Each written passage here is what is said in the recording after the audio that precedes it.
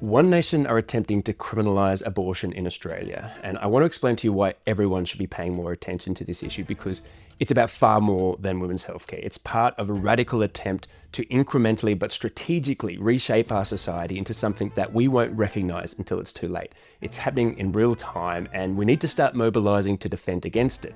Now, but first, let's just get the basic facts right. Now, before I do that, you may have noticed I'm a man, and if I know women, and I like to think I do, they just love hearing men like me explain their bodies, psychology, emotions, and their actions to them as though I'm somehow more qualified to do so. So let me just be clear, a lot of what I'm about to say is primarily aimed at men. So, men. Abortions are not fun. They are both physically and psychologically traumatic for a woman, regardless of the procedure or how long into the pregnancy it occurs. Now, I use the term pro-choice because I recognise it's an incredibly difficult choice for a woman to be forced to make. I know women that have had an abortion and were left so traumatised by the experience that they were adamant that they would under no circumstances have another one. Women are only ever choosing to have an abortion because it's the least worst option available to them. If they are deciding that voluntarily submitting to a medical procedure that carries the risk of permanent infertility, and that's the best option, that sounds like a really horrible choice to have to make. Now, personally, I trust the average woman to make the right choice on that question more than I trust the average politician. So my personal view is, let's leave it to the woman to make that choice. I'd rather educate women to use contraceptives than to go through an abortion. Too many abortions in this country anyway. In the US, many states do ban it from 4 weeks. Are you in... I'm not advocating the time at this stage, but I can tell you, even from 20 weeks, I think it's too late to have an abortion. But definitely, 39 weeks to have an abortion, that is clearly not humane. Okay, so if you listen to One Nation, this is what they're using as their first point of attack. The idea that they're not banning abortion, they're just sort of tightening the laws a little bit. So, to start with, less than 1% of abortions carried out in Australia occurred after the 20-week mark. So you can see this isn't their real target, it's just the first step.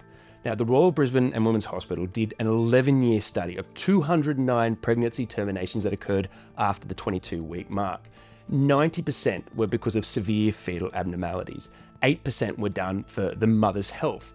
Now, over that 11-year period, only 3 abortions at Queensland's premier women's health centre were performed solely at maternal request without a fetal abnormality or maternal medical illness. So, yes, there are some women who had an abortion after 20 weeks because they just changed their mind, which could be because their personal circumstances have changed, or maybe their state of mind has changed. Either way, they no longer felt they were physically or mentally capable of enduring the intense physical demands of pregnancy. So they're making a medical choice to stop that pregnancy from progressing. I watched my partner suffer so that we could have our child. I watched her organs contort to the side to carry our baby. She ended up hospital bound with preeclampsia, a genuine risk of a sudden stroke or death for weeks. She volunteered her body to that because of the immense love she had for a child that we desperately wanted. Even giving birth, it must be one of the most terrifyingly painful experiences a human can have. Or maybe if they're lucky, it's just an invasive medical surgery pulling a baby out from their stomach while they're awake. Now, every single mother on earth has knowingly inflicted horrendous stress upon their body for the love of their child. Many never fully recover. It's fundamentally barbaric to compel a woman to endure that against their will.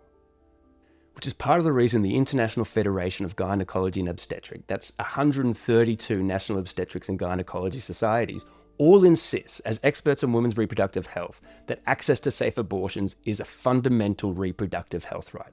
This is because while some women may have had just a change of mind, the overwhelming majority of women choosing to have an abortion after 20 weeks are doing so because of a choice that has devastated them.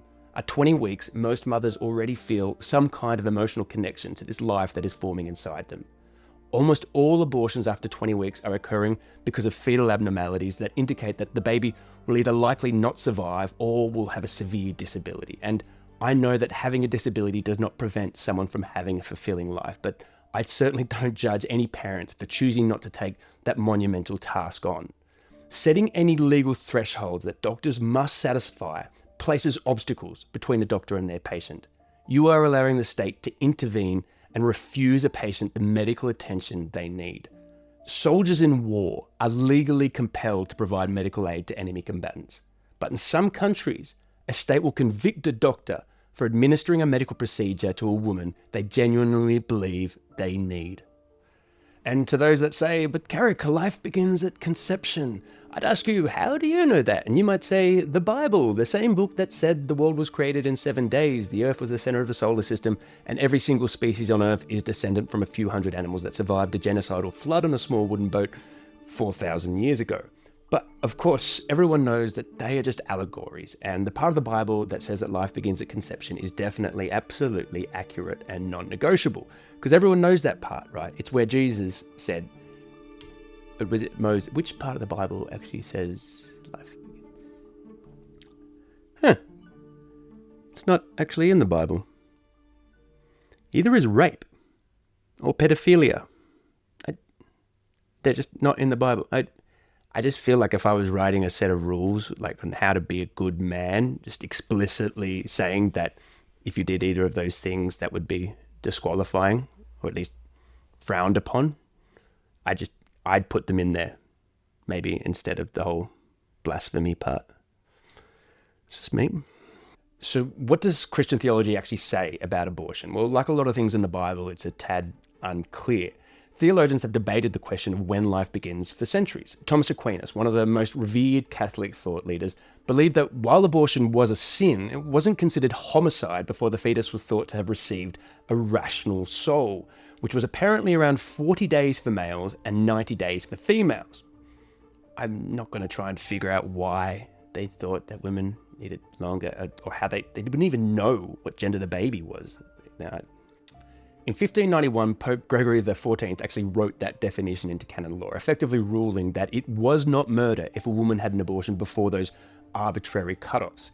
It wasn't until 1869 that Pope Pius IX realised that this was all just a bit ambiguous and baseless, so decided to simplify things by ruling that any procured abortion at any stage of pregnancy incurred automatic excommunication. But even then, it's really important to make it clear, the Catholic Church doctrine isn't actually that life begins at conception. They never say that.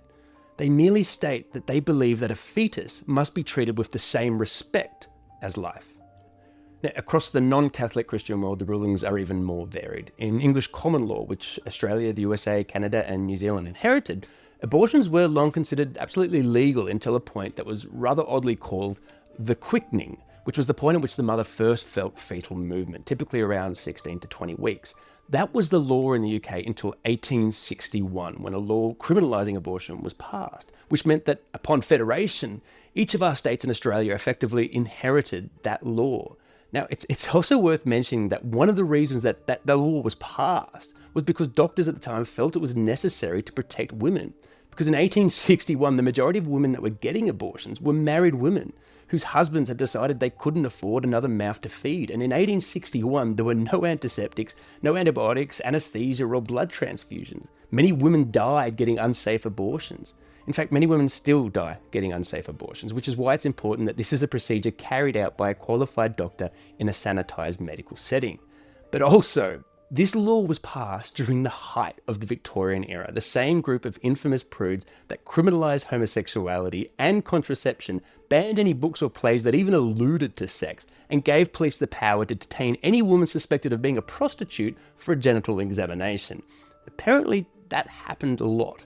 So, just like a lot of things, as a society, we grew up and became less scared of our sexuality and women's bodies in general, and we began to slowly just really ignore a lot of these old laws.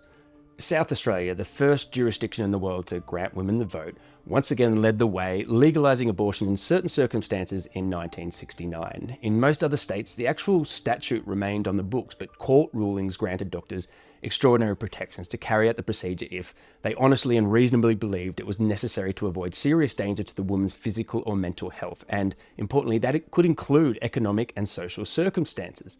It meant that abortions were effectively available to any woman that needed it, and for decades, Australians seemed quite content with this. It wasn't actually until 2019 that the law criminalising abortion up to 22 weeks was finally removed from the New South Wales Crimes Act, and it's worth mentioning that it was a Conservative Premier that did it. So why are we suddenly talking about abortion again?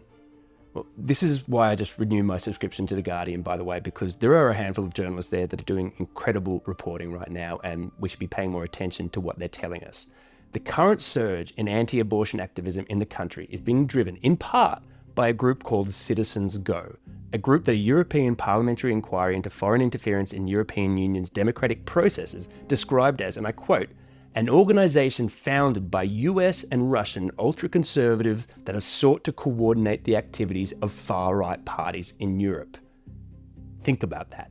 This is a group, a UN Research Institute for Social Development, called an ultra-conservative Catholic organisation and a global leader of anti-gender ideology.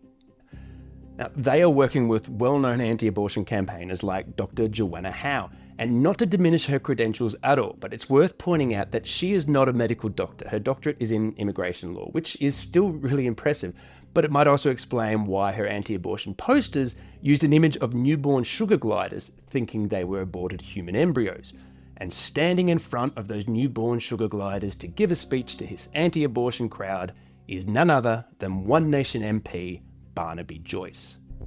What I see performing here is about 1,500 people who can hand out how to vote cards. That's what I see performing here. And you said this was the first bill. What comes next? Bill after bill after bill until we save every single baby. Here is what Australians need to come to terms with. One Nation is the Australian wing of the MAGA movement and the far-right fundamentalist Christians that fund them. So you're going to hear a lot about abortions over the coming weeks and months, so let me break down what their strategy will be. They're going to start by attempting to incrementally change the abortion laws to prevent some obscure hypothetical, such as preventing a mother using abortion for sex selection or extreme late-term abortions, which, as I explained earlier, only occurs for a rare medical reason. The idea is to create what Republican strategist Lee Atwater coined as a wedge issue. Now, Atwater is perhaps the most influential Republican strategist of the 1980s and fundamentally changed how conservative political movements prosecute their agendas. By attempting to focus the debate on the extreme examples, they want us to have an argument about the most morally complex fringe examples because they want to provoke an emotional response from people. And they will. They'll chip away at the conscience of those that see the left as increasingly unhinged. Now, while most Australians support existing abortion laws, there is a belief that One Nation supporters are susceptible to that right-wing populist narrative and can be convinced that our current laws are perhaps just another example of socially degenerate woke ideology. It's up to birth, isn't it? And most Australians Correct. have no knowledge of the fact that right up until birth, a baby has no human rights protection. You know, just off the top of my head now, that takes me back to the Germans, how they treated people there in the Holocaust and how they just treated people and murdered them. This is murder. It absolutely is. And There is also a not insignificant influence from the incel movement, who see punishing women for having casual sex as a means of forcing them into marriage effectively. And this is a whole other element of the debate that I'll just have to unpack another time, or this video will just be too long. The fact is, this isn't a vote winner for One Nation, but it's a policy stance they believe they can push through because enough Australians want their immigration policies. So why are they risking that?